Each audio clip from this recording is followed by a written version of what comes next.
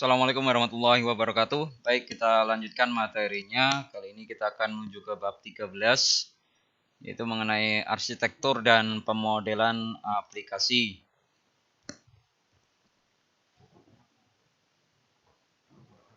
Tujuan dari mempelajari materi bab 13 ini yaitu yang pertama mendefinisikan sebuah arsitektur sistem informasi dalam konteks pengetahuan, proses, dan komunikasi.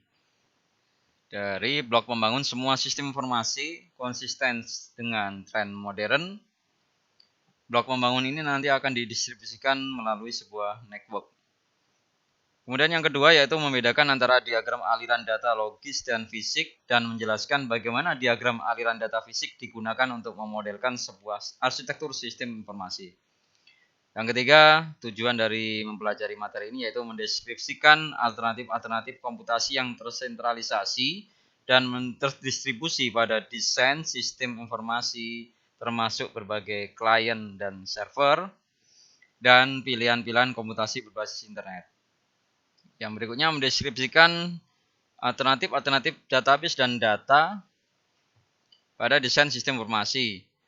Kemudian tujuan berikutnya yaitu mendeskripsikan alternatif-alternatif antarmuka pengguna dan sistem untuk desain sistem informasi. Mendeskripsikan berbagai lingkungan pengembangan perangkat lunak untuk desain sistem informasi. Mendeskripsikan strategi untuk mengembangkan atau menentukan arsitektur sistem informasi. Dan yang terakhir menggambarkan diagram aliran data fisik untuk arsitektur dan proses sistem informasi. Untuk bab ini memang cukup banyak yang akan dibahas. Kita mulai dari yang pertama yaitu arsitektur aplikasi. Ini adalah blok pembangun materi ini. Kemudian kita maju menuju arsitektur aplikasi. Apa yang dimaksud dengan arsitektur aplikasi ini adalah sebuah spesifikasi teknologi yang digunakan untuk mengimplementasikan sistem informasi. Jadi ini nanti akan membahas mengenai spesifikasi teknologi yang nanti digunakan untuk mengimplementasikan sistem informasi. Hal ini perlu kalian ketahui sebagai seorang analis sistem dan desain sistem, nanti arsitektur apa saja yang nanti akan digunakan teknologi-teknologinya untuk mengimplementasikan sistem informasi yang sudah dianalisis dan didesain. Cetak biru arsitektur ini nanti akan mengkomunikasikan beberapa keputusan desain seperti ini. Yang pertama, tingkat di mana sistem informasi akan disentralkan atau didistribusikan. Jadi sebagian besar sistem kontemporer itu didistribusikan pada jaringan, termasuk intranet dan internet. Kemudian berikutnya distribusi data tersimpan pada sebuah jaringan. Kebanyakan database modern didistribusikan atau diduplikasi pada jaringan, entah dalam satu klien server atau pola komputasi jaringan. Yang ketiga, implementasi teknologi untuk semua perangkat lunak untuk dikembangkan in-house. Bahasa pemrograman dan alat apa nanti yang akan digunakan. Cetak biru arsitektur yang berikutnya yaitu integrasi dari semua perangkat lunak komersial off the shelf dan kebutuhan untuk mengkustomisasi atau mengkustomasi atau mengcustomize perangkat lunak tersebut. Yang berikutnya teknologi yang digunakan untuk mengimplementasi antarmuka pengguna meliputi input dan output.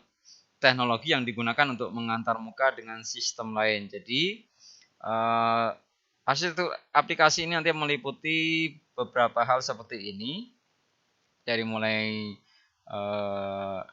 distribusi datanya, kemudian nanti implementasi teknologinya, integrasi dengan perangkat lunak, dan teknologi-teknologi yang digunakan untuk mengimplementasikan antarmuka, baik dengan pengguna, antarmuka dengan sistem lain.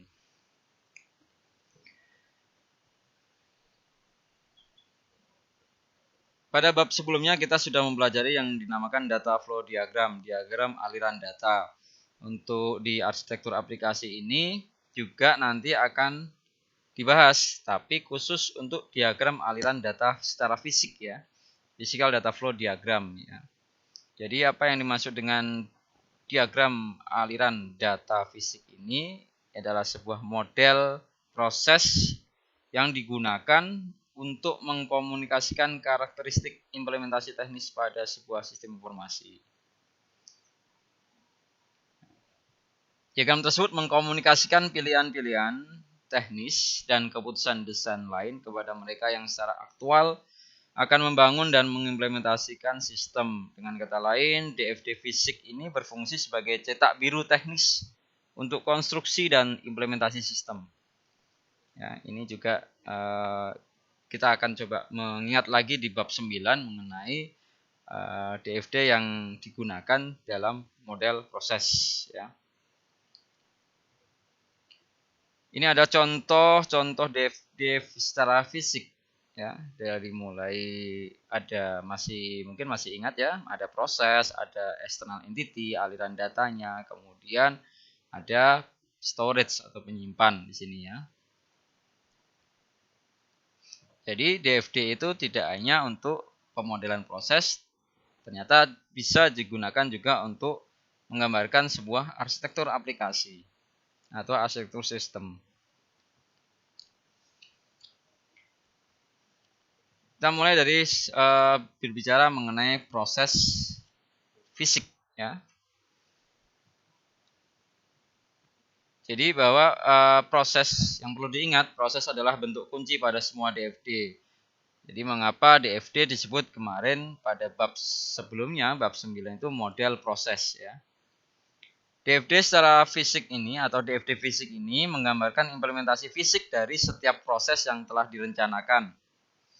Proses fisik dapat berupa sebuah prosesor, misal sebuah komputer atau orang atau implementasi teknis dari kerja spesifik untuk dikerjakan, misal sebuah program komputer atau proses manual.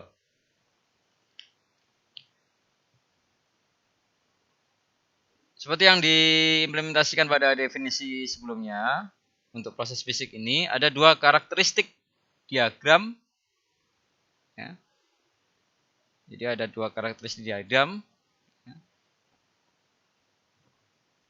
yang kaitannya dengan diagram aliran data fisik. Jadi ada dua karakteristik diagram aliran data fisik. Yang pertama yaitu proses logikal atau logis ya. Itu sering ditetapkan untuk prosesor fisik khusus seperti PC, personal komputer, server, mainframe, komputer besar, people atau orang, atau alat-alat lain pada sebuah jaringan komputer. Sampai saat ini kita dapat menggambarkan sebuah DFD fisik untuk memodelkan struktur jaringan. Karakteristik yang kedua yaitu tiap proses logikal ini atau tiap proses logis harus diimplementasikan satu atau lebih proses fisik karena beberapa proses logis harus dibagi menjadi banyak proses fisik untuk satu atau lebih alasan. Alasan-alasan apa yang digunakan yaitu alasan berikut ini. Yang pertama untuk memisahkan proses menjadi sebuah bagian yang akan dikerjakan oleh orang dan sebagian bagian yang akan dikerjakan oleh komputer. Alasan yang kedua yaitu untuk memisahkan proses menjadi sebuah bagian yang akan diimplementasikan dengan satu teknologi dan sebuah bagian yang akan diimplementasikan dengan teknologi yang berbeda. Alasan yang ketiga yaitu kenapa tiap proses logis itu harus diimplementasikan sebagai satu atau lebih proses fisik ya.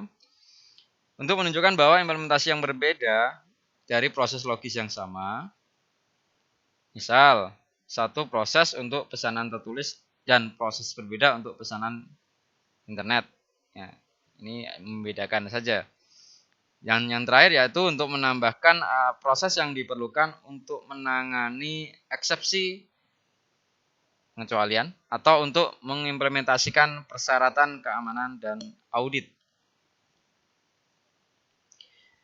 Ini adalah notasi dari proses secara fisik ya. Nanti proses yang beda dengan model proses yang ada di bab sebelumnya tentang DFD. Ini juga ada proses tapi untuk proses fisik, secara fisik ya. Ada ID, ini opsional. Kemudian ada kata kerja tindakan dan frase kata benda atau objek. Dan di bawah sini ada implementasi ya. Kita lihat contohnya. Contoh dari proses fisik ini adalah contoh implementasi proses fisik ya. Secara logical proses di sini sebenarnya prosesnya itu adalah cek customer credit ya. Kemudian ada beberapa contoh implementasi proses secara fisik, itu bisa cek customer credit dengan mengimplementasikannya dengan clearing ini, kemudian dengan cek customer credit dengan beberapa teknologi, ini software yang digunakan, kemudian ini juga software yang digunakan, juga ada beberapa software yang digunakan. Jadi implementasinya nanti ditulis di sini. Untuk sebuah proses cek customer credit itu apa yang diimplementasikan di sini, entah itu teknologinya, softwarenya, jaringannya, atau beberapa antarmukanya nanti. Kita lihat yang berikutnya lagi, nanti ada contohnya ya. Pada proses terkomputerisasi, metode implementasi sebagian dipilih dari satu kemungkinan-kemungkinan berikut ini ya. Bisa yang pertama paket perangkat lunak aplikasi yang dibeli ya. Ini contoh misalnya SAP, sebuah aplikasi perangkat lunak perusahaan, atau Ariba, sebuah aplikasi perangkat lunak pengadaan pembelian berbasis internet ya. Kemudian yang kedua ini bisa disebut yang pertama tadi bisa disebut ini ya, COTS ini ya, Commercial of the Self Software. Jadi ini adalah metode implementasi yang nanti bisa dipilih dari satu kemungkinan-kemungkinan seperti ini ya. Kemudian yang kedua, ini bisa jadi metode implementasinya adalah sebuah sistem atau program utility ya.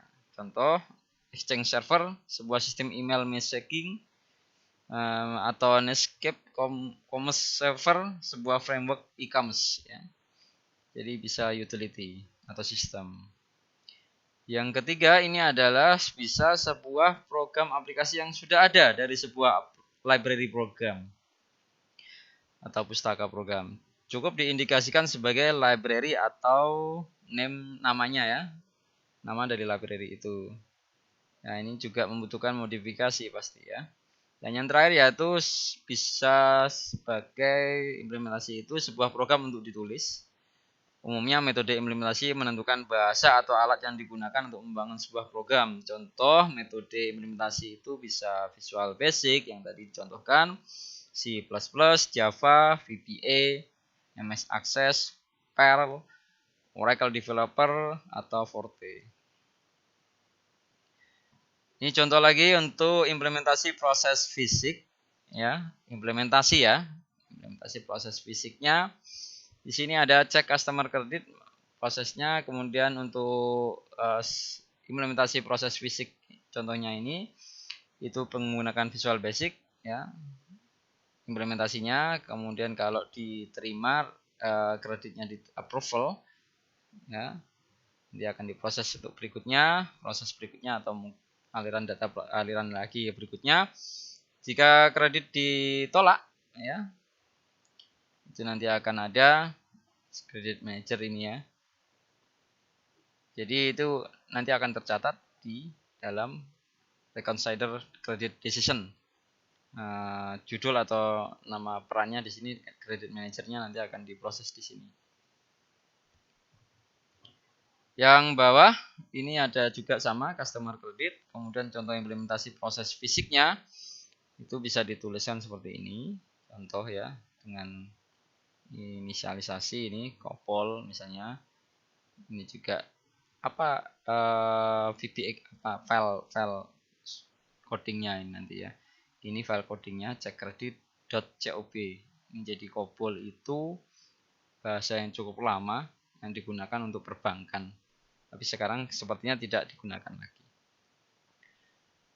Berikutnya mengenai aliran data fisiknya ya. Tadi sudah berbicara mengenai sebuah proses fisik, notasinya seperti itu. Aliran data fisik seperti aliran data panah ini ya, notasinya. Jadi di sini ada metode implementasi, tulisannya bisa ditulis di sini, kemudian nama aliran datanya. Atau bisa nama aliran datanya baru di dalam kurungnya metode implementasi. Aliran data fisik ini menggambarkan apa? Yang pertama menggambarkan implementasi terencana sebuah input ke atau output dari sebuah proses fisik. Menggambarkan yang kedua yaitu menggambarkan perintah database atau tindakan seperti membuat, membaca, memperbarui, atau menghapus. Yang ketiga, aliran data ini sebenarnya menyatakan atau menggambarkan impor data dari atau ekspor data ke sistem informasi lain melalui sebuah jaringan. Atau yang terakhir ini bisa juga menggambarkan aliran data antara dua modul atau subrutin di dalam program yang sama. Ini adalah contoh aliran data fisik, notasinya ya, ada logical data flow, order, ini order seperti ini bisa. Implementasinya misalnya yang pertama ya, yang order ini, aliran data order ini, pesanan ya. Implementasinya bisa komputer input, bisa keyboard, internet, atau mungkin pakai keyless atau batch file atau print atau online atau ada sebuah record yang dibuat di database, ini juga banyak ya. Kemudian untuk aliran data secara fisiknya contohnya bisa seperti ini. Ya, ini kalau sudah berbicara bab ini berarti yang dilihat yang bagian ini ya. Aliran data fisik ya contohnya ya. Bisa ketika inputnya dari keyboard itu bisa menggunakan OS Win 2000 GUI. Jadi dengan form berbasis desktop atau Windows. Kalau inputnya dari komputer berbasis HTML dan seterusnya seperti ini ya, keyless. Kalau membuat sebuah record dalam database ada SQL insert ya, new order. Ini lanjutannya tadi sama ya, disesuaikan yang bagian sini ya. Ketika melalui import sebuah data file juga ini ada image file yang diimport, ekspornya menjadi file baru dengan koma delimited ya. Jika dilalui dengan form ya, external entity ke cost request ke proses melalui atau melewati sebuah form manual, di sini bisa dituliskan di sini form yang ke-23 misalnya cost request.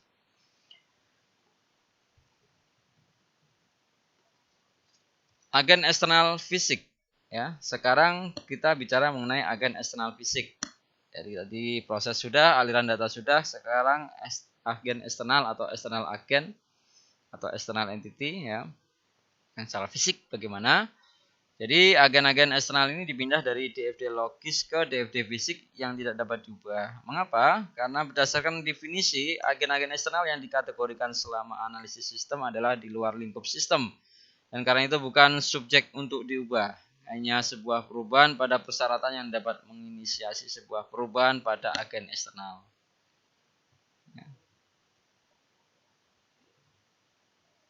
Data store fisik ya.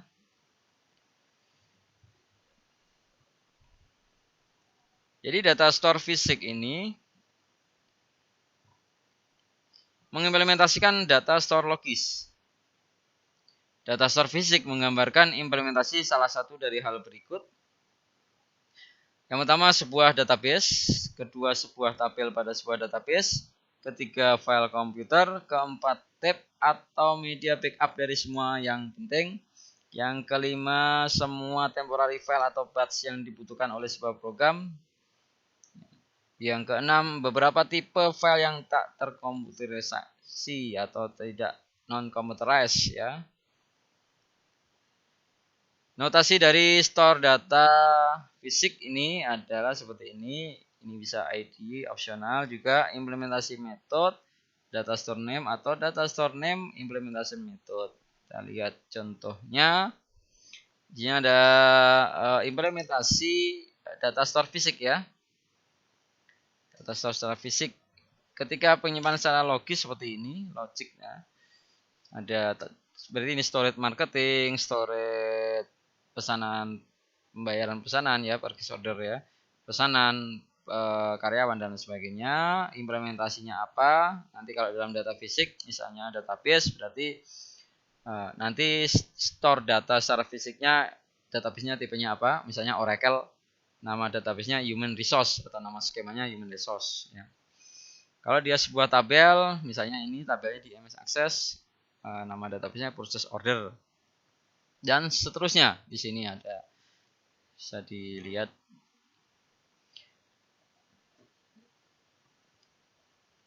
Dari beberapa DFD tadi ya, yang sudah dijelaskan, dari mulai proses fisik, kemudian external entity fisik, aliran data fisik, storage data fisik ya.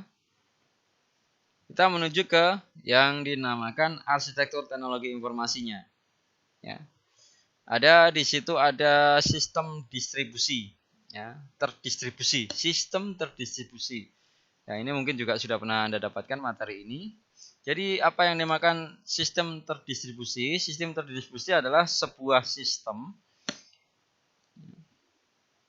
di mana komponen-komponen didistribusikan melalui berbagai lokasi dan jaringan komputer. Ya. Jadi sistem di mana komponen-komponen pada sebuah sistem informasi didistribusikan ke berbagai lokasi pada sebuah jaringan komputer. Dengan demikian, beban kerja pemrosesan yang diperlukan untuk mendukung komponen-komponen tersebut juga didistribusikan ke berbagai komputer pada jaringan. Pada centralized system atau sistem tersentralisasi, sebuah komputer pusat multi-user, ya, ini sebuah sistem, pengertian centralized system ya, ini sebuah sistem di mana sebuah komponen dihubungkan dengan sebuah komputer sentral multi-user. Ya. Jadi para pengguna nanti berinteraksi dengan komputer host ini melalui terminal-terminal, atau saat ini sebuah PC mengemulasi sebuah terminal juga bisa. Tetapi secara virtual semua pemrosesan dan kerja aktual dilakukan di komputer host tersebut. Sistem terdistribusi secara inheren lebih rumit dan akan lebih sulit untuk diimplementasikan daripada solusi-solusi tersentralisasi. Jadi mengapa sistem terdistribusi ini justru menjadi tren? Karena yang pertama, bisnis modern telah terdistribusi sehingga membutuhkan solusi sistem terdistribusi. Yang kedua, komputasi terdistribusi menggerakkan informasi dan layanan menjadi lebih dekat dengan para pelanggan yang membutuhkan mereka. Yang ketiga, komputasi terdistribusi menggabungkan kekuatan luar biasa dari proliferasi komputer-komputer personal pada sebuah perusahaan dan masyarakat pada umumnya. Banyak dari komputer personal yang potensi pemrosesnya hanya digunakan sebagian ketika komputer tersebut digunakan sebagai PC standalone. Berikutnya, pada umumnya solusi sistem terdistribusi lebih mudah digunakan karena menggunakan PC sebagai prosesor antarmuka penggunanya. Dan yang terakhir, komputer, mengapa sistem terdistribusi ini menjadi tren? Ya, karena komputer personal dan server jaringan sedikit lebih mahal daripada mainframe. Tetapi jelas biaya total kepemilikan sama mahalnya saat kompleksitas networking ditambahkan.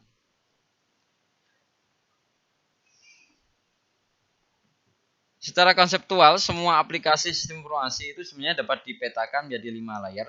Yang utama presentation layer, ini adalah antarmuka pengguna aktual. Presentasi mengenai input dan output bagi pengguna.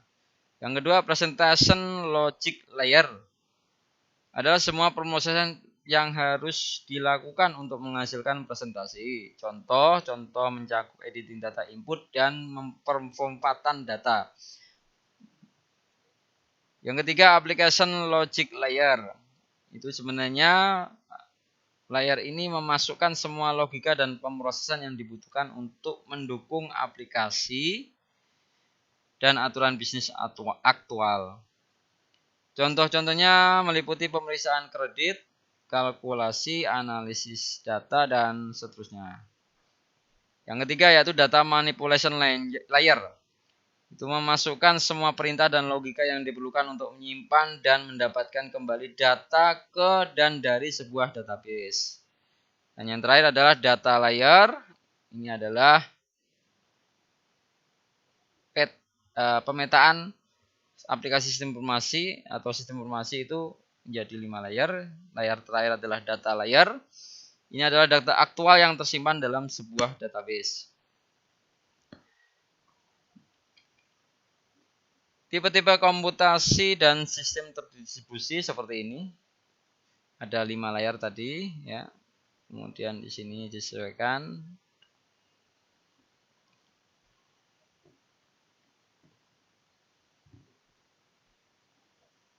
Setelah itu kita akan berbicara mengenai arsitektur file server. Jadi sangat sedikit komputer personal dan workstation yang digunakan untuk mendukung sistem informasi standalone. Organisasi perlu berbagi data dan layanan. Ini ada solusinya, yaitu ada local area network atau LAN atau LAN, ya.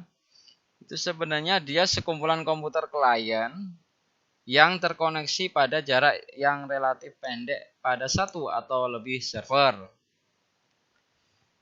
Sedangkan istilah file server system itu adalah sebuah LAN di mana server menghost data pada sebuah sistem informasi.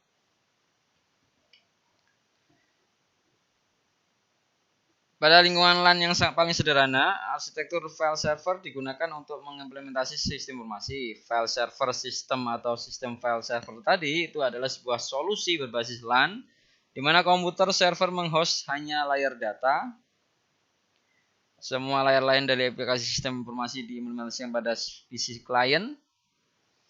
Dengan catatan, file server umumnya juga digunakan untuk berbagi file-file database lain melalui jaringan.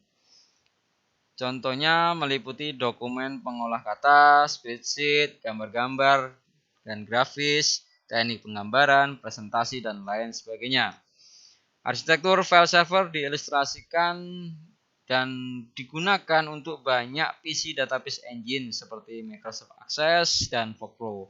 Sekalipun database Access dapat Anda simpan pada sebuah server jaringan, proses akses aktual harus diinstal atau dieksekusi dari setiap PC yang menggunakan database.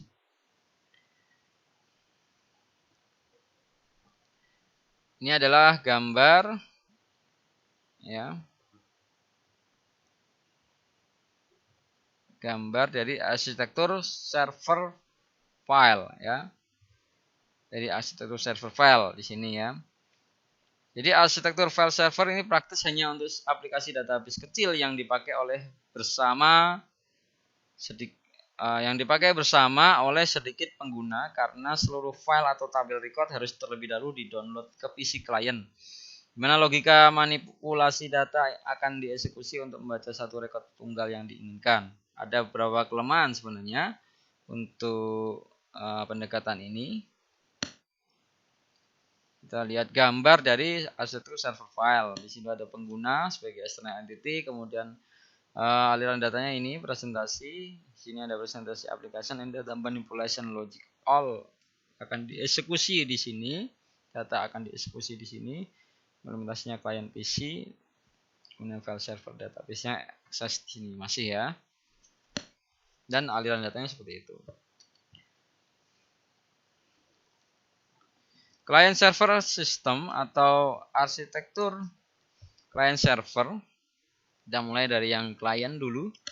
Client server system adalah sebuah solusi sistem komputasi terdistribusi di mana presentasi, logika aplikasi, manipulasi data, dan layar-layar data didistribusikan antara PC klien dan satu atau lebih server.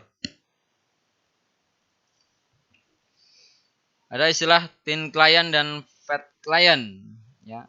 Jadi thin client itu adalah komputer personal yang tidak harus powerful atau mahal dalam hal kecepatan prosesor dan memori karena ia hanya menyajikan antarmuka screen bagi pengguna. Dengan kata lain, ia bertindak hanya sebagai sebuah terminal, contohnya meliputi Windows Terminal dan X Windows. Pada komputasi thin client, logika aplikasi aktual mengeksekusi pada sebuah server aplikasi remote. FAT client ini adalah sebuah komputer personal, komputer netbook atau workstation yang umumnya lebih powerful dan mahal dalam hal kecepatan prosesor, memori, dan kapasitas penyimpanan. Hampir semua PC sebenarnya dianggap sebagai FAT client ya.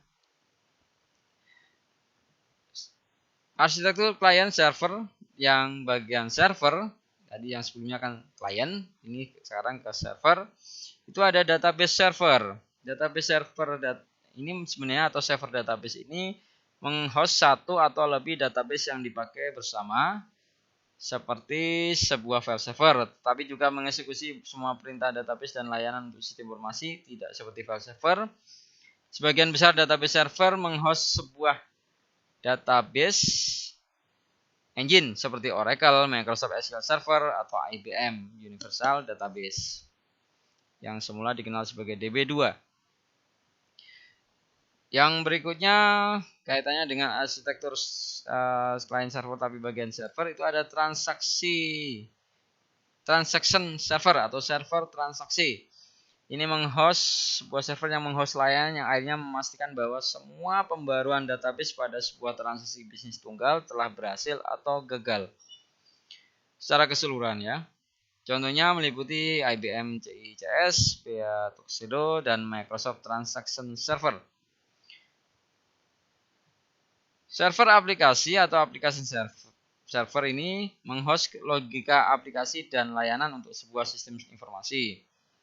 Ya.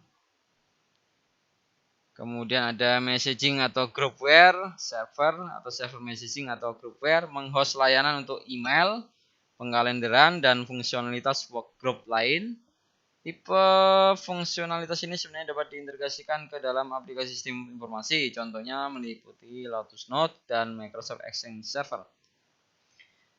Dan yang terakhir web server atau server web. Itu menghost website internet atau intranet. Server ini berkomunikasi dengan FAT client dan thin client dengan memberikan kepada klien tersebut dokumen-dokumen dalam format seperti HTML dan data pada format-format seperti XML.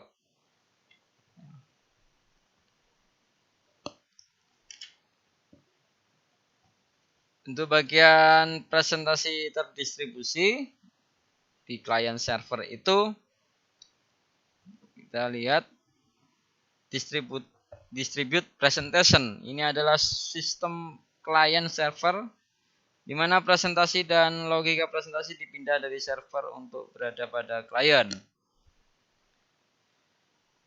Ya, jadi sistem client server distribute presentation atau presentasi terdistribusi ini adalah sebuah solusi di mana layar presentasi dan logika presentasi dipindah dari server sistem legacy ke sebuah klien. Logika aplikasi, manipulasi data, dan layar-layar data tetap pada sebuah server. Biasanya berupa mainframe ini ya. Sistem yang kadang disebut pure present atau client server ini membangun dan meningkatkan aplikasi komputasi tersentralisasi. Yang penting ini sebenarnya karakter user interface ini atau CUI ini dilepaskan dari aplikasi legacy dan dihasilkan kembali menjadi GUI. Graphical User Interface yang akan berjalan pada PC. Dengan kata lain, hanya antarmuka pengguna atau layar presentasi yang didistribusikan kepada klien. Ini adalah contoh membangun GUI dari CUI ya. CUI-nya yang merah-merah ini, kemudian GUI-nya yang ini.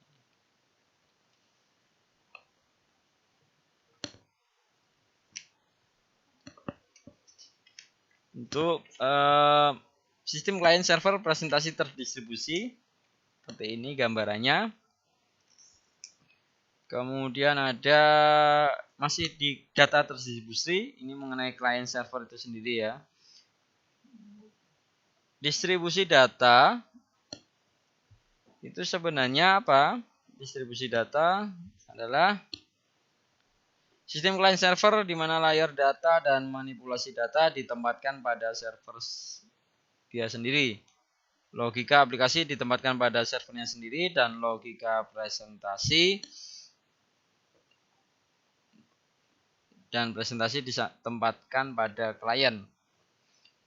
Disebut juga ini komputasi client server atau komputasi client server 3 tier atau two-tier ya.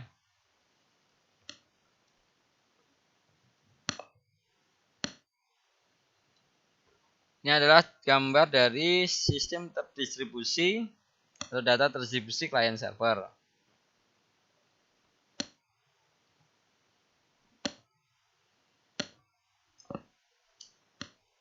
Client server ini yang dimaksud dengan client server ketika klien meningkat, maka sistem two-tier sering mengalami masalah-masalah performa yang berkaitan dengan inefisiensi dalam mengeksekusi sebuah logika aplikasi pada klien. Ya. Jadi distribut data dan aplikasi ini sistem client server. Tadi ya ada ya dijelaskan tadi di mana layar data dan manipulasi data ditempatkan pada server. Kemudian ada logika aplikasi ditempatkan pada servernya tersendiri. Ada logika presentasi dan presentasi ditempatkan pada klien. Ya. Dan bisa disebut sebagai three-tiered atau n-tiered.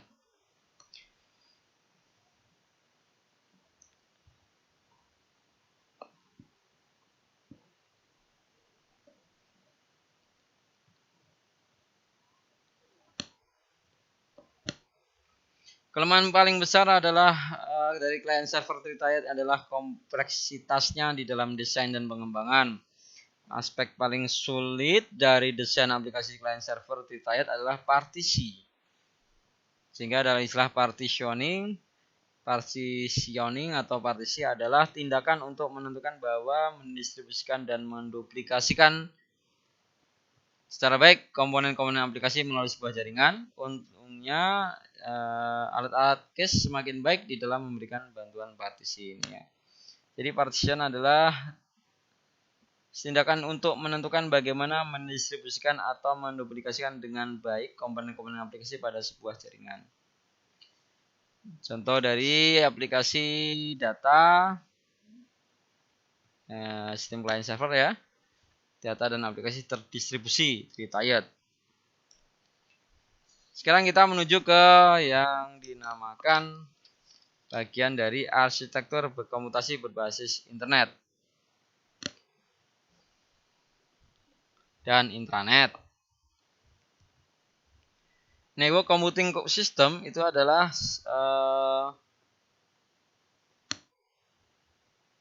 solusi multi-tiered di mana layar presentasi dan logika presentasi diimplementasikan pada web browser client side dengan menggunakan konten yang didownload dari sebuah web server.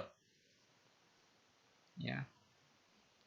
Ini layar logika presentasi itu kemudian terhubung ke layar logika aplikasi yang beroperasi pada server aplikasi yang secara berturut-turut terkoneksi ke server database di bagian akhir.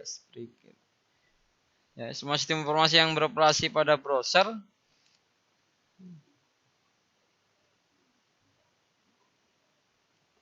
itu juga akan mendukung nanti ya.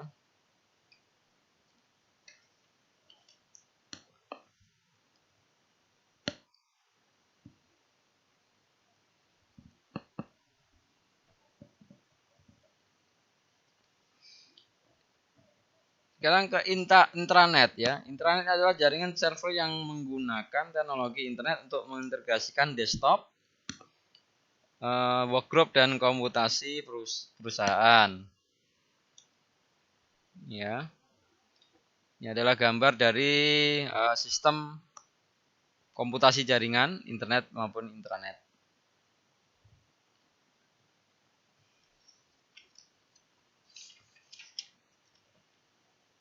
Pengembangan sistem yang menarik itu mungkin sedang didukung oleh berbagai teknologi fundamental yang sedang muncul, yang seharusnya ini bagian dari rencana kurikulum dari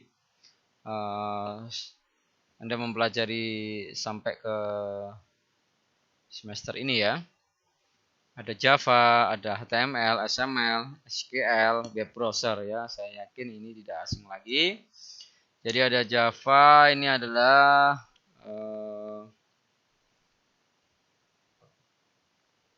bahasa pemrograman yang paling banyak digunakan ya untuk logic aplikasi server side yang digunakan servlet ya. Kemudian untuk programming client side application logic ini juga disebut applets. Ada HTML, Hypertext Markup Language, ya, kebanyakan beberapa program pemrograman ke layar presentasi. XML, Extensible Markup Language, ya.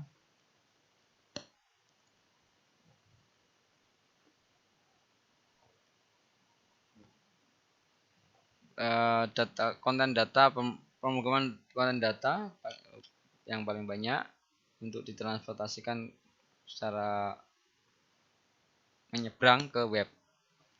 SQL, Structured Query Language, Universal Standard Language for Database Manipulation. Dan yang terakhir web browser. Sekarang menuju ke arsitektur data, database relasional terdistribusi dulu ya. Jadi teknologi mendasar pada klien server dan komputasi jaringan itu memungkinkan dilakukan sebuah distribusi data tanpa kehilangan kontrol. Kontrol ini dipenuhi melalui kemajuan pada teknologi database relasional terdistribusi. Database relasional menyimpan data-data pada sebuah form tabular. Setiap file diimplementasikan sebagai sebuah tabel. Setiap field dalam sebuah kolom pada tabel. Setiap record pada file adalah baris pada sebuah tabel. Record-record yang berhubungan antara dua tabel, misalnya customer dan order, itu diimplementasikan dengan menduplikasi kolom-kolom pada dua tabel. Dalam contoh ini, customer number disimpan baik pada tabel customer maupun tabel order. Database relasional terdistribusi mendistribusikan atau menduplikasikan tabel-tabel ke berbagai server database yang ditempatkan di berbagai lokasi geografis yang penting. Misalnya area penjualan yang berbeda-beda. Perangkat lunak yang diperlukan untuk mengimplementasikan database relasional terdistribusi disebut Distributed Relational Database Management System atau RDBMS, Distributed Relational Database Management System. Ini adalah sebuah program perangkat lunak yang mengontrol akses ke dan memelihara data yang tersimpan pada format relasional. Perangkat lunak ini juga menyediakan backup, recovery, dan keamanan. Kadang-kadang disebut juga sistem manajemen database client server. Sebagian RDBMS ini mendukung dua tipe data terdistribusi, yaitu data partitioning. Ini sebenarnya mendistribusikan baris dan kolom ke server database khusus dengan sedikit atau tidak ada duplikasi antar server. Kolom-kolom berbeda dapat ditetapkan ke server database yang lain, vertical partitioning, atau baris lain pada sebuah tabel yang dapat dialokasikan ke server-server database lain, horizontal partitioning. Ada istilah data replication, ini adalah dua tipe data terdistribusi dari RDBMS yang didukung ya. Yaitu data replication menduplikasikan beberapa atau semua tabel, baris dan kolom pada satu atau lebih server database. Seluruh tabel dapat diduplikasikan pada beberapa server database pada saat subset baris pada sebuah aplikasi dapat diduplikasikan ke server database. Ya, RDBMS ini dengan teknologi replikasi tidak hanya mengontrol akses ke dan manajemen setiap server database, tetapi juga menyebarkan pembaruan pada sebuah server database ke beberapa server database lain di mana data tersebut diduplikasikan.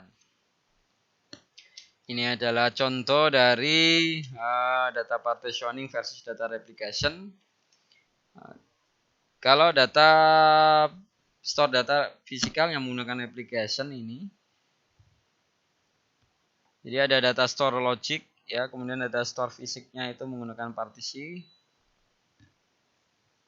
Dan data store fisik menggunakan aplikasi. Yang kedua, produk tidak dapat diaplikasikan, semua kantor cabang perlu akses ke data untuk semua produk tanpa mempertimbangkan daerah penjualan ya. Interface atau antarmuka kaitannya dengan arsitektur sehingga dinamakan arsitektur antarmuka, input, output, dan middleware.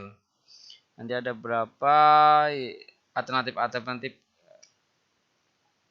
di ini ya, alternatif arsitektur antarmuka yaitu batch input dan output. Ini ada online input dan output, remote batch, keyless data entry, and automatic identification, pen input, electronic messaging, dan work group teknologi, electronic data interchange, EDI, imaging dan dokumen interchange, middleware. Ya, kita coba lihat satu persatu. Untuk batch input dan output ini gambarnya seperti ini. Jadi batch input atau batch output ini transaksi diakumulasikan menjadi batch pada pemrosesan periodik. Langsung dibuat batchnya di sini nanti. Kemudian online input dan output ini adalah mayoritas sistem. Ya, batch input dan batch output ini menyediakan ruang dialog antara pengguna dan aplikasi komputer. Juga menyediakan umpan balik cepat sebagai respon terhadap transaksi, masalah, dan pemeriksaan. Remote batch ini menggabungkan aspek-aspek terbaik dari batch input, output, dan input-output online. Ini. Kemudian ada keyless data entry dan automatic identification ya, dan identifikasi otomatis ini. Kunci pada data selalu menjadi sebuah sumber utama kesalahan-kesalahan pada input-input komputer dan pemeriksaan. Ya, pada beberapa teknologi yang mengurangi atau mengeliminasi kemungkinan kesalahan-kesalahan caching seharusnya dipertimbangkan. Pada sistem batch, kesalahan-kesalahan caching dapat dieliminasi melalui teknologi optical character reading (OCR) dan optical mark reading. Semua masih merupakan pilihan bagus untuk desain input. Bangunan aliran data fisik itu akan ditunjukkan pada gambar yang ini. Aliran datanya ada ini ya, yang logikalnya, kemudian ini fisiknya, ada tulisannya seperti ini. Yang bawah juga sama ya. Pen input ini sistem operasi berbasis pen ya. Contoh di Windows juga ada. Secara luas secara luas tersedia dan digunakan ini alat.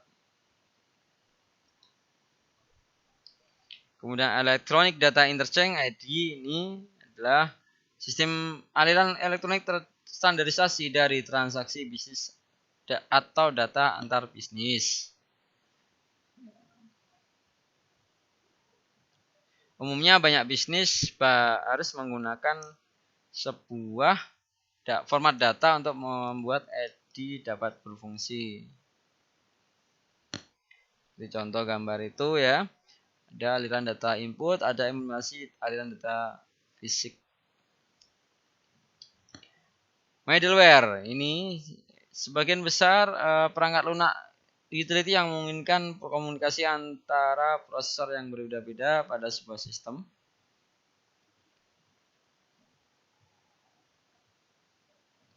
Middleware ini dapat dibangun pada sistem operasi itu tersendiri atau ditambahkan melalui produk middleware yang telah dibeli. Ya. Produk middleware membolehkan para programmer untuk mengabaikan protokol-protokol komunikasi yang mendasar. Middleware dikatakan sebagai slash pada klien atau server. Ada 3 kelas middleware yang terjadi pada terhubung ketiga layer middle pada framework terdistribusi, yaitu logika presentasi, logika aplikasi, dan logika manipulasi data.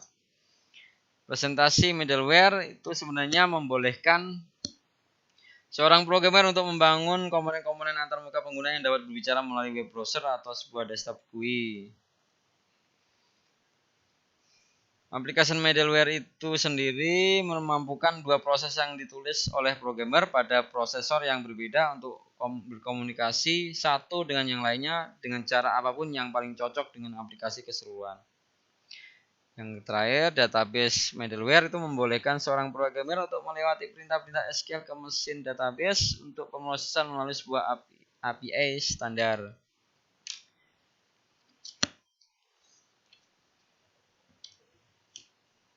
Arsitektur proses. Ya. Lingkungan pengembangan perangkat lunak. Artinya, dalam artian ini ya. Apa lingkungan pengembangan software itu atau perangkat lunak secara SDE Ya, software sebuah bahasa dan perangkat alat untuk mengembangkan aplikasi-aplikasi. Bisa SDE untuk komutasi tersentralisasi dan presentasi terdistribusi, kemudian SDE untuk client server to tier, SDE untuk multi tier client,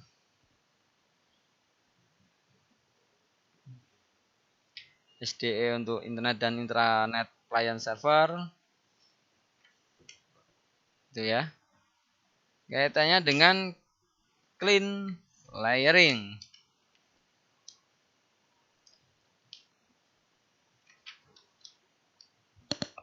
Clean layering adalah strategi desain yang mengharuskan layar-layar presentasi, aplikasi, dan data dipisahkan secara fisik.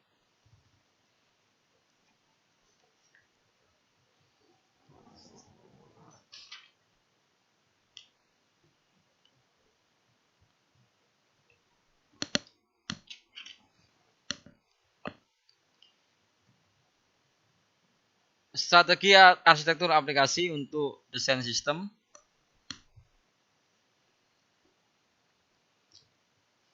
Pada strategi arsitektur aplikasi enterprise, organisasi mengembangkan sebuah arsitektur teknologi informasi skala enterprise atau perusahaan untuk diikuti di semua proyek pengembangan sistem informasi selanjutnya.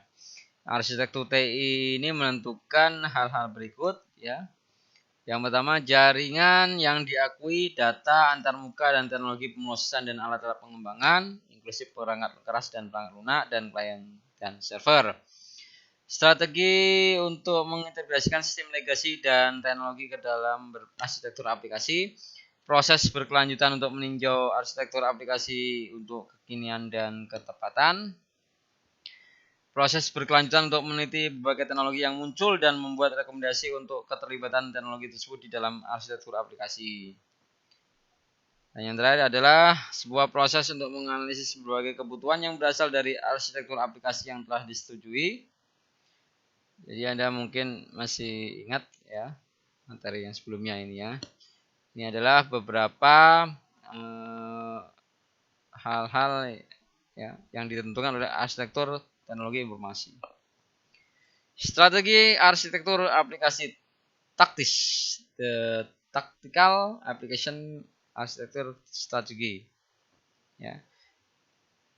Jika arsitektur aplikasi skala perusahaan tidak tersedia, maka setiap proyek harus menentukan arsitekturnya sendiri. Ya, untuk sistem informasi yang sedang dikembangkan, mungkin masih ada beberapa jenis penelitian teknologi informasi dan kelompok pengembangan. Jadi sekalipun arsitektur aplikasi yang digajukan untuk semua sistem informasi baru dapat dipengaruhi oleh teknologi-teknologi yang ada, namun para pengembang biasanya lebih bebas dalam permintaan teknologi-teknologi baru.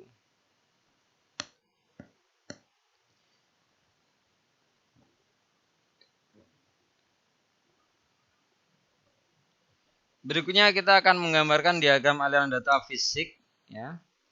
Jadi diagram aliran data fisik ini seharusnya dikembangkan pada arsitektur jaringan.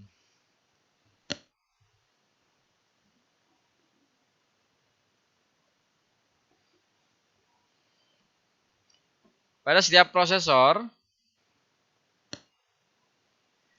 pada model tersebut harus dikembangkan sebuah diagram aliran data fisik untuk menunjukkan sebuah proses event kejadian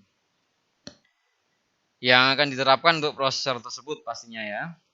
Dan yang ketiga itu pada semua kecuali proses event kejadian yang paling sederhana, proses harus difaktorkan menjadi unit-unit desain dan dimodelkan sebagai sebuah diagram aliran data fisik tunggal. Sebuah desain unit atau unit desain ini adalah sebuah kumpulan proses self-contained dari proses data store dan aliran data yang berbagi pakai atribut-atribut desain yang sama. Semua unit desain berfungsi sebagai sebuah subset sistem total di mana input, output, file, dan database dan programnya dapat didesain, dibangun, dan unit yang teruji sebagai sebuah subsistem tunggal. Desain unit adalah tadi ya, saya ulangi lagi, kumpulan self-contained dari proses penyimpanan data dan aliran data yang berbagi pakai yang berbagi pakai atribut-atribut data yang serupa. Arsitektur jaringan, kita masuk ke sini sekarang. Ini adalah DFD fisik yang akan digambarkan terlebih dahulu adalah DFD arsitektur jaringan. DFD arsitektur jaringan ini adalah sebuah diagram aliran data fisik yang mengalokasikan prosesor, klien dan server ya. Dan alat-alat, contoh mesin dan robot pada sebuah jaringan dan menetapkan yang pertama konektivitas antara klien dan server. Dan yang kedua di mana para pengguna akan berinteraksi dengan prosesor, biasanya klien. Kita menuju ke DFD arsitektur jaringan seperti ini, agak sedikit kompleks ya.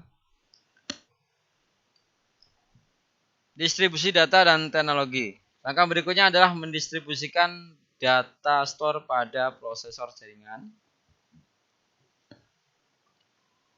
Untuk mendistribusikan data dan menetapkan metode implementasinya, para pengembang menggunakan 3 sumber seperti ini ya. Jika tersedia matrik-matrik distribusi data dari analisis sistem, gitu ya. Nanti dia akan memodelkan data yang diperlukan pada lokasi bisnis ya. Tapi kita lewati saja ini. Untuk pilihan-pilihan distribusi didistribusikan dan diringkas sebagai berikut. Yang pertama menyimpan semua data pada server tunggal. Menyimpan tabel-tabel khusus pada server yang berbeda. Menyimpan subset dari tabel-tabel spesifik pada server-server yang berbeda. Replikasi ya. Atau menduplikasi tabel-tabel spesifik atau subset-subset pada server-server yang berbeda. Ini adalah contoh dari distribusi data dan teknologi yang ditentukan untuk sound state. Distribusi proses dan teknologi yang ditetapkan. Pada saat ini, proses-proses sistem informasi dapat ditetapkan untuk prosesor berikut ya. Pada sistem klien, server to tired, semua diagram event kejadian, logis itu ditugaskan pada klien.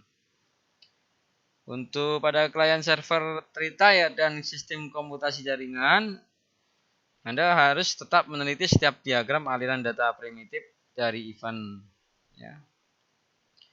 Anda perlu menentukan proses primitif mana yang harus ditugaskan pada klien dan mana yang harus ditugaskan pada aplikasi server. Pada umumnya, mengcapture dan mengedit data ditugaskan pada klien dan logika bisnis lain ditugaskan pada server. Jika Anda mempartisi aspek-aspek yang berbeda dari sebuah DFD logis untuk klien dan server yang berbeda, Anda harus menggambar DFD fisik secara terpisah untuk klien dan server.